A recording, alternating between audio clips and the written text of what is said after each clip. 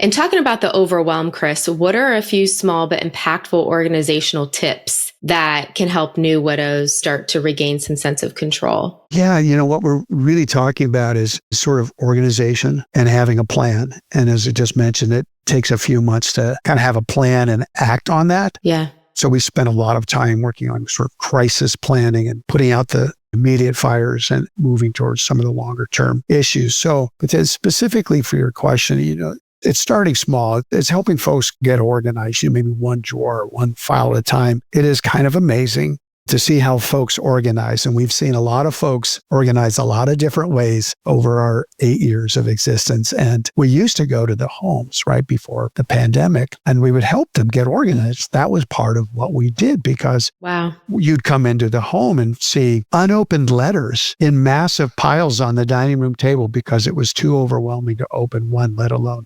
hundreds. Creating maybe a daily survival kit with essentials, medications that need to be taken, key contacts, who are the folks I need to contact today? Where's the checkbook? Where are the passwords? And I think part of this getting organized, it lowers this whole sense of crisis, of stress. It is so stressful. I think the biggest help that we found initially, and we do this with everyone that we work with, is pulling 1 or 2 credit reports for both spouses, even the decedent. Doing so provides an excellent inventory of all the active accounts, including any accounts the decedent opened and perhaps the surviving spouse doesn't even know about. Right. And particularly if they're not using a good file cabinet and they have file folders and everything's marked, for all the creditors and all the important papers. Well, this could be a real mystery solver for them. So all these accounts that the decedent may have opened need to be closed. And if there's an outstanding balance, then that creditor needs to be contacted. And this should be done in that first 60 to 90 days before a creditor may